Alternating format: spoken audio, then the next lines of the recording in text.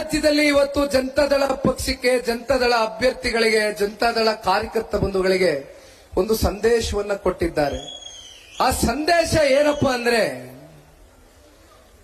ಈಗ ತಾನೇ ಪ್ರಾಸ್ತಾವಿಕವಾಗಿ ಕುರಿತು ಮಾತನಾಡಿರ್ತಕ್ಕಂಥ ನನ್ನ ಆತ್ಮೀಯ ಗೆಳೆಯ, ಹುಣಸೂರು ವಿಧಾನಸಭಾ ಕ್ಷೇತ್ರದ ಶಾಸಕರು, ಭವಿಷ್ಯದಲ್ಲಿ ಒಬ್ಬ ದೊಡ್ಡ ನಾಯಕನಾಗಿ ಬೆಳೀತಕ್ಕಂಥ ಎಲ್ಲಾ ಸಾಮರ್ಥ್ಯವನ್ನ ಹೊಂದಿರತಕ್ಕಂಥ ಹರೀಶ್ ಗೌಡರು ಮಾತನಾಡಿದ್ದಾರೆ.